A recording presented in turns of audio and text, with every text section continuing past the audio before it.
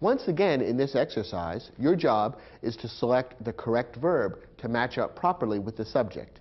And in some of these sentences, that's a rather tricky matter. Let's see how well you did. First, the governor, having met with her advisors and developed a negotiating strategy for dealing with the angry workers, was or were finally ready to join the bargaining session. Here we have to decide whether to use the singular was or the plural were. And the question is, what's the subject of the verb? Who or what was or were finally ready to join the bargaining session? Well, the subject and the verb in this sentence are separated by a lot of words. One clue in this case is that there's a comma representing a pause surrounding a lengthy phrase here in the middle of the sentence. I'm referring to the words, having met with her advisors and developed a negotiating strategy for dealing with the angry workers. All of those words are giving more information about or modifying the governor. So all of that is a bit of an interruption, an aside. It's something that gives additional information about the governor, but which is not part of the actual subject.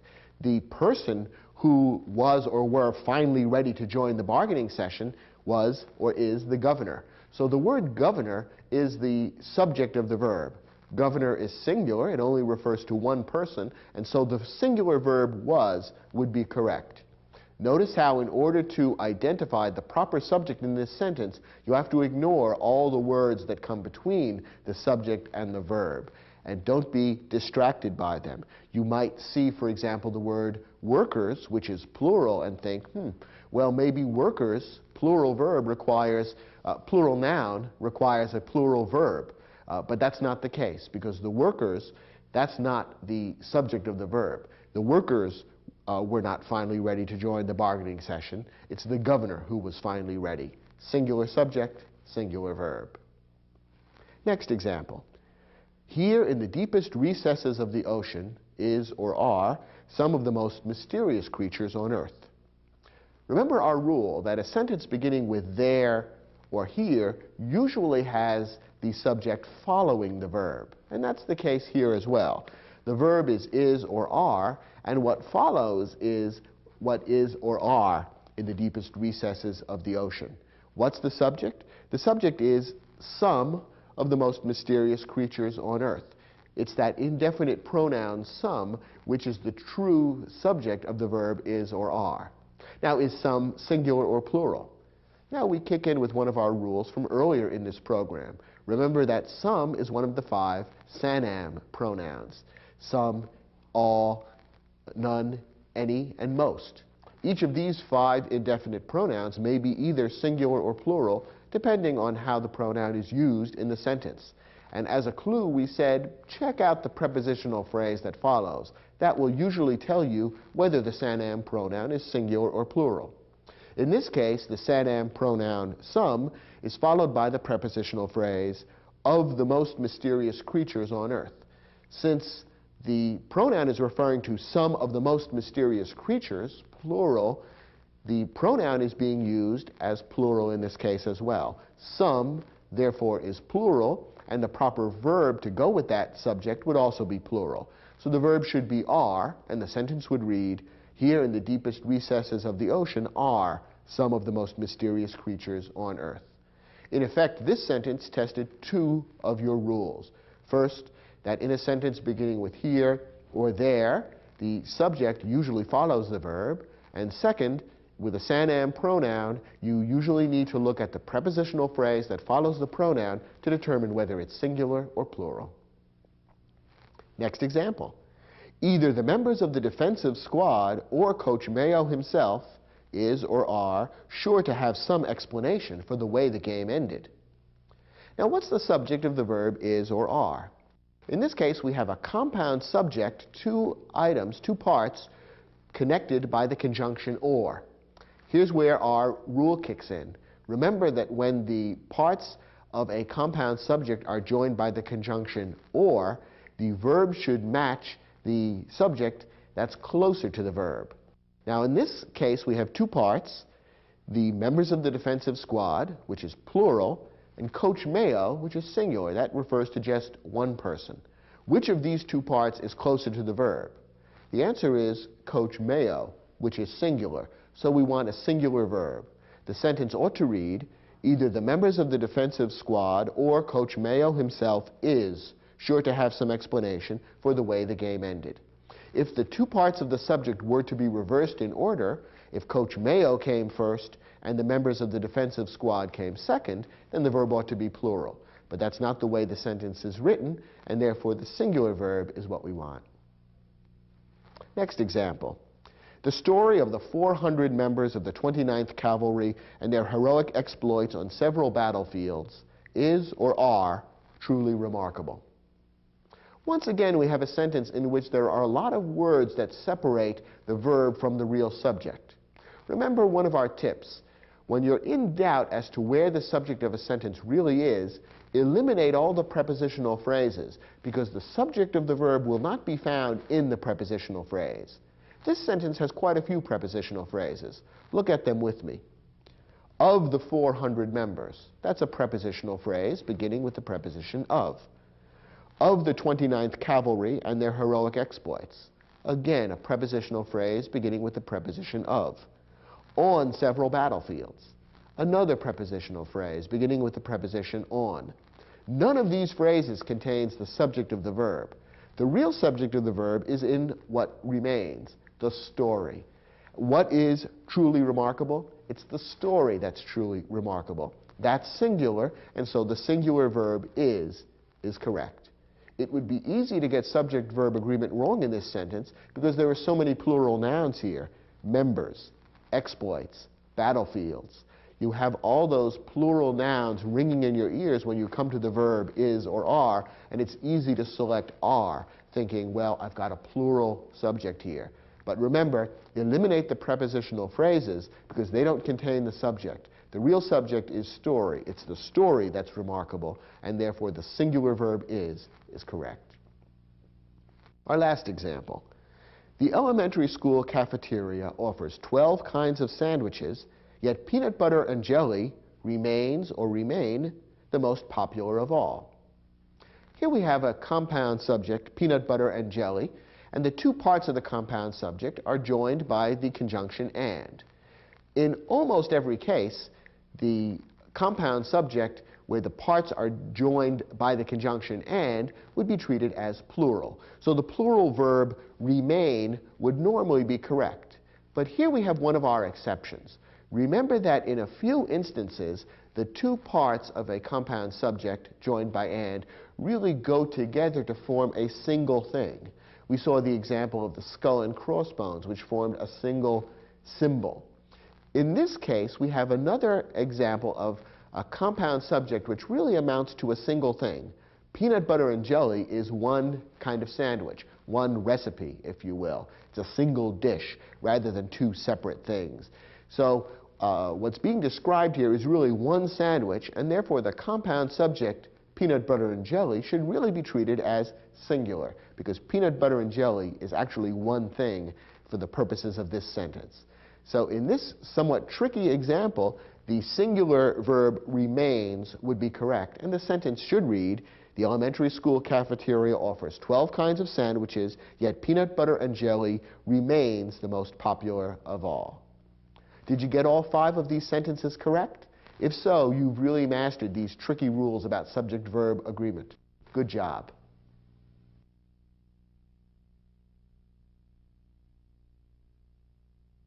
So far, we've been talking about agreement between subjects and verbs. In this lesson, we're going to talk about agreement between pronouns and antecedents. As you know, a pronoun is a word that takes the place of a noun, and the noun to which the pronoun refers, or whose place the pronoun takes, is called its antecedent. The antecedent may or may not appear in the same sentence or paragraph. Sometimes you have to do a little thinking to figure out what the antecedent of the pronoun is. Nonetheless, it's important that the pronoun and its antecedent match in a couple of ways. The basic rules are these. First, a pronoun must agree with its antecedent in number. That is, a singular antecedent requires a singular pronoun. A plural antecedent requires a plural pronoun. Second, a pronoun must agree with its antecedent in gender. By gender, we mean masculine, feminine, or neuter. Now, in the English language, gender is natural. In other words, masculine, feminine, and neuter are used grammatically in English simply the way the same qualities exist in the natural world. Thus, human beings all have gender. They're either masculine or feminine, and inanimate objects are normally neuter. Sometimes animals are treated as having gender. A cow would normally be a she because a cow is feminine, whereas a bull would be considered a he because a bull is masculine. In other cases, however, animals could be treated as neuter. You could probably get away with calling a cow and a bull it. Both could be treated with the neuter pronoun it. And it's very rare that inanimate objects other than human beings or animals are assigned a gender in English. They're almost always treated as neuter. Once in a while, an inanimate object may be treated as masculine or feminine. For example, sometimes someone might speak about their boat as being she, but that's rather rare and unusual. So for all practical purposes in the English language, gender is natural and not purely grammatical. Of course, this is different from some other languages that you may know, where it's necessary to memorize the gender of long lists of nouns. The sun, the moon, the stars, all of these are assigned masculine or feminine attributes grammatically. That's not the case in English. All of those inanimate objects would simply be referred to as it, using the neuter pronoun. However, when you're dealing with human beings, and in some cases with animals, you do need to be aware of gender and use masculine or feminine appropriately. The pronouns he, him, and his are masculine. The pronouns she, her, and hers are feminine. The neuter pronouns are it and its, and these are used for antecedents that are neither masculine nor feminine. Notice that the plural pronouns they, them, and their can be used for antecedents of any gender, masculine, feminine, or neuter. So once you move from singular to plural, everything becomes very simple. You don't have to worry about gender anymore. Again, these basic rules are quite simple, and in most sentences you won't run into any difficulty in following them and making sure that the pronouns and antecedents match both in number and in gender. But there are a few tricky situations that arise, and we'll cover those now. First, use a singular pronoun to refer to a singular indefinite pronoun. Use a plural pronoun to refer to a plural indefinite pronoun. Now, we've seen earlier in this program that indefinite pronouns can be tricky to use in terms of their singular and plural qualities. Indefinite pronouns may sometimes seem to refer to plural qualities, that is, to groups of people, and yet be treated as grammatically singular. All the same rules that we discussed earlier in this program about which indefinite pronouns are singular and which ones are plural would apply when matching them up with pronouns that refer back to these pronouns. So follow the same rules in terms of singular and plural, and any pronouns that refer back to indefinite pronouns should be used correctly in your sentences. Here's an example. Each of the men was waiting for his wife. Now, here we have the pronoun his referring back to the antecedent each. Each of the men was waiting for his wife. Whose wife? Each of their wives. So each is the antecedent of the pronoun his. So we have a pronoun acting as an antecedent for another pronoun, which can sometimes happen. Now remember, the antecedent and the pronoun must match in number. So in order to determine whether the pronoun his is correct, we need to look back at that antecedent and decide whether it's singular or plural. Is the antecedent each singular or plural? Well, remember that the indefinite pronoun each is one of the ones on the list that are always singular. Each is always singular, and therefore to refer back to it with a singular pronoun is perfectly correct. Notice, too, that the verb was waiting is also singular, and that's also correct. So the entire sentence is singular. Each is a singular indefinite pronoun. The singular verb was waiting is correct, and the singular pronoun his, referring back to each, is also correct. Here's a different example. Many of the women were waiting for their husbands. Now here we have the pronoun there, which refers back to the antecedent many. Many were waiting for their husbands. Now what about that pronoun many? Is it singular or plural? Again, it's an indefinite pronoun, so the answer isn't necessarily obvious. Once again, many is one of our sanam pronouns, those 5 pronouns which may be either singular or plural, depending on how they're used. And our tip is always to look at the prepositional phrase that follows the sanam pronoun to help you determine whether it's singular or plural. In this case, many is followed by the prepositional phrase of the women, and the object of that prepositional phrase is plural, women. Therefore, the sanam pronoun many is also plural, and there, the pronoun that refers back to many, is also correct. Many is plural, the verb we're waiting is plural, and there is also plural. All these 3 match together, and therefore the sentence is perfectly correct. So when you're using a pronoun that refers back to an indefinite pronoun, use the rules we've already talked about to determine whether that indefinite pronoun is singular or plural, and choose the next pronoun appropriately to match. Now, when the antecedent of a singular pronoun may be either male or female, you need to use he or she, him or her, or his or hers. Remember, we saw that with singular pronouns, gender is an issue, masculine and feminine. With plural pronouns, it's not an issue, because in English, there are no masculine and feminine genders for plural pronouns. So when you're setting up a singular pronoun, you need to know whether the antecedent is male or female. In most cases, this isn't difficult. You're either talking about a man or a woman. But sometimes the antecedent may be of uncertain gender, and I don't just mean someone who looks strange walking down the street. What I'm talking about is a sentence like this one. Everyone should bring his or her notebook to class. Now here we have the phrase his or her. Both masculine and feminine pronouns are being used here, and that's correct for a specific reason. What is the antecedent of his or her? What does his or her refer to? Well, it refers back to the indefinite pronoun everyone. And when you think about what's being said in this sentence, we can't really tell whether everyone refers to a male or a female. Now, this might be false in a specific circumstance. For instance, suppose this happened to be a class made up of nothing but men. Perhaps it's a class on how to be a better father, in which case we would know that everyone in the class is a male, and we could assume then that everyone refers only to males. And we would write the sentence differently. We could say, everyone should bring his notebook to class.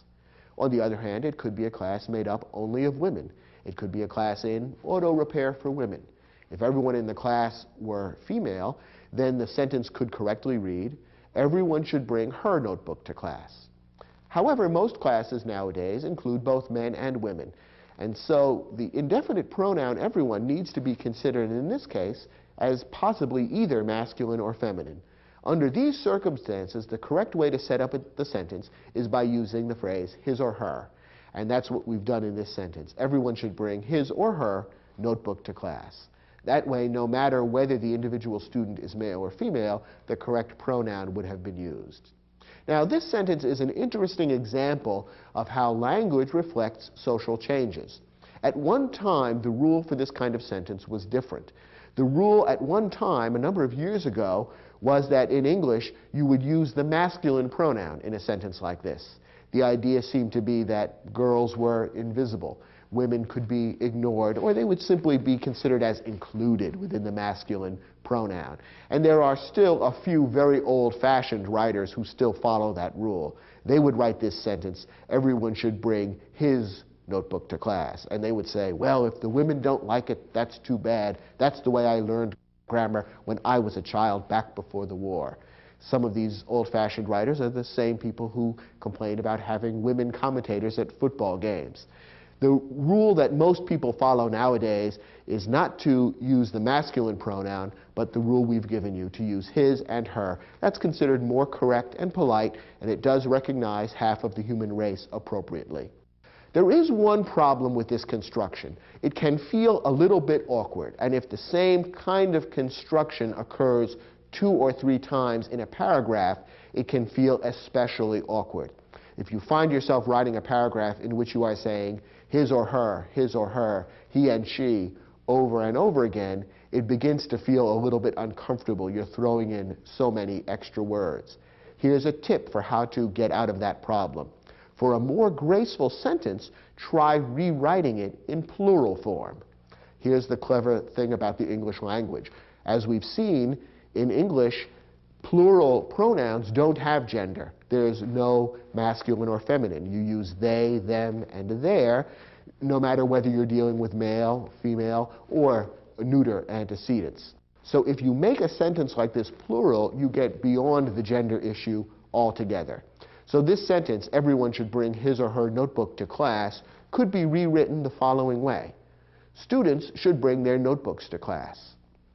Now we've used the plural pronoun their to refer back to the antecedent students, and their is neither masculine nor feminine. It includes males, females, what have you. And so this gets around the question of gender and makes for a shorter, more concise, and a little more graceful sentence.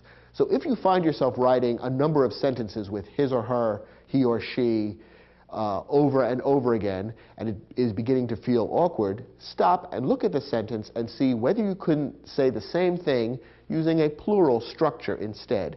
That's an easy way to get around the gender issue without offending half of the human race. And it's a clever trick that skilled writers often use. Now that you've learned a few basic tips about how to master pronoun and antecedent agreement, turn to your study guide and try the exercise, which will test those skills. When you're finished, come back to this program and we'll take a look at those questions together.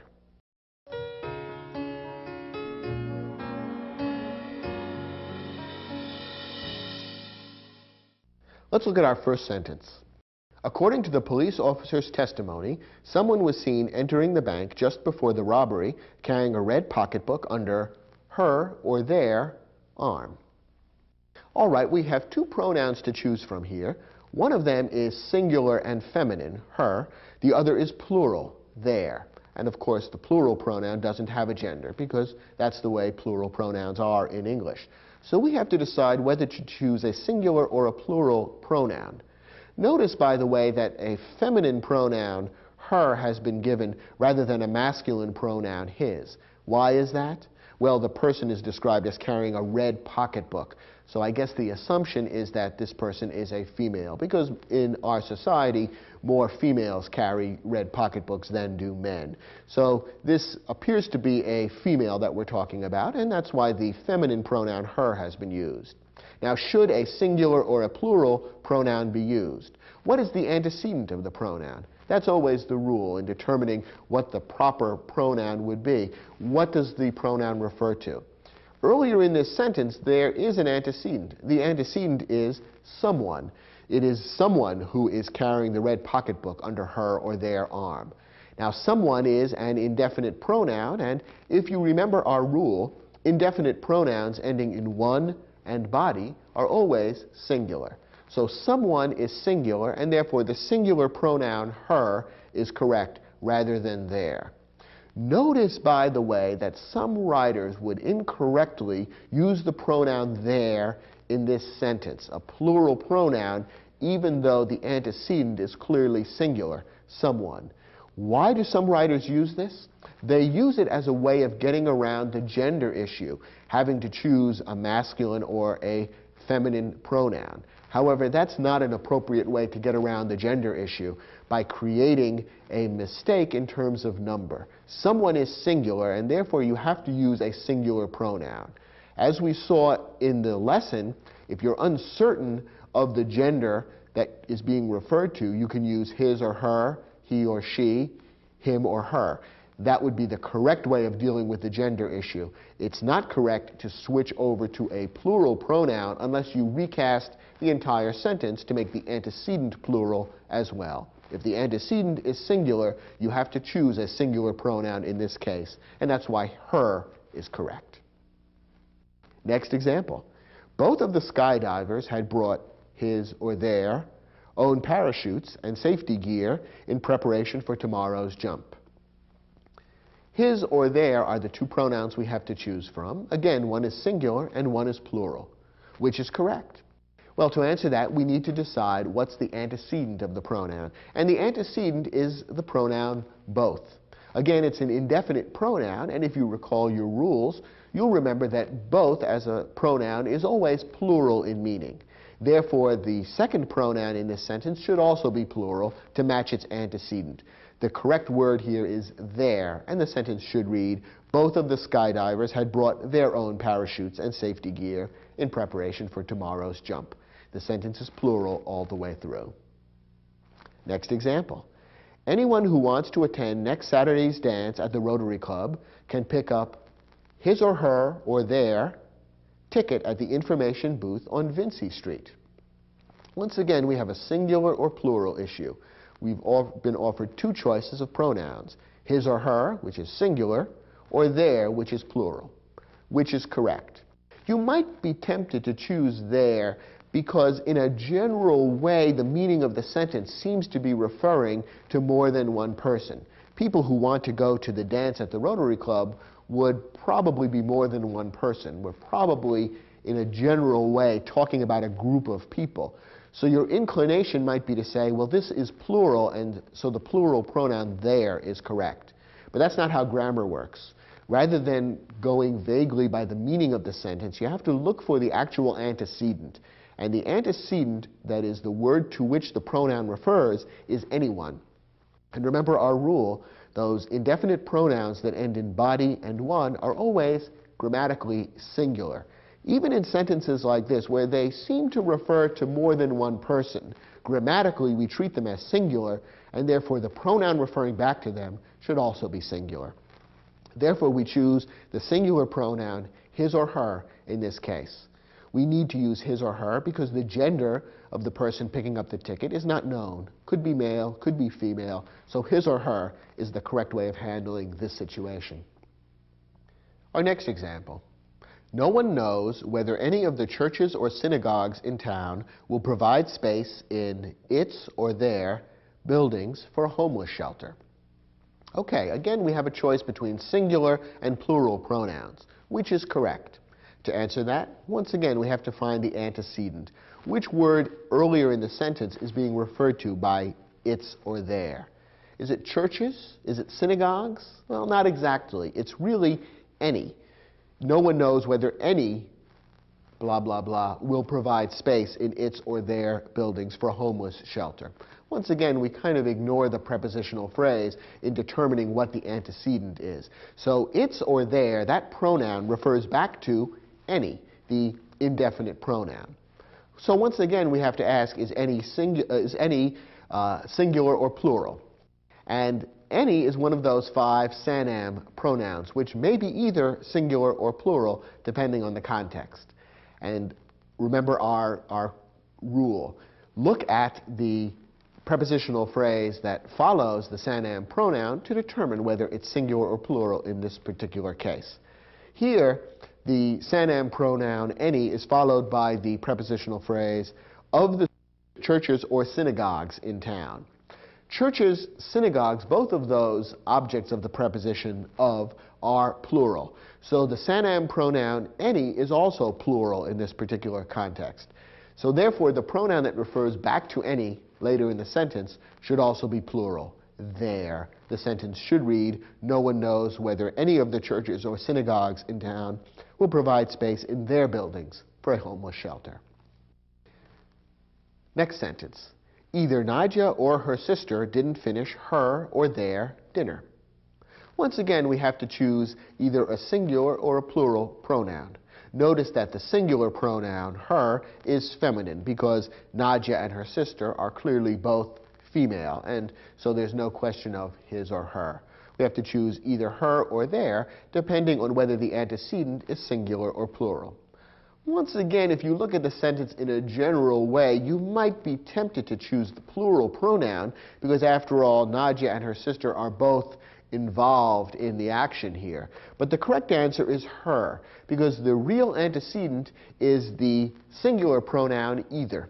Remember that the indefinite pronoun either is one of the pronouns in the group that would always be considered singular. So since one or the other is being referred to by the singular indefinite pronoun either, the singular pronoun her is correct rather than the plural pronoun there.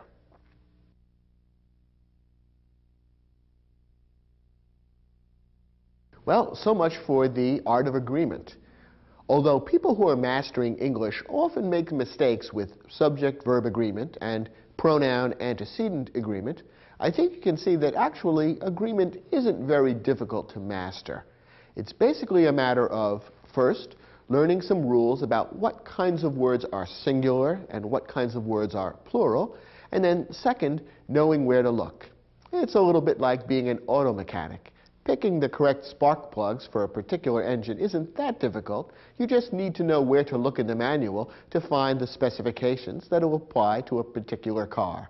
In the same way, once you learn how to look at the sentence and find the subject or find the antecedent, then picking the correct verb or pronoun isn't terribly difficult.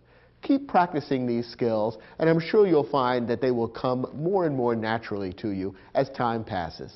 Thanks for watching, and I'll look forward to speaking with you again on other programs in this grammar series.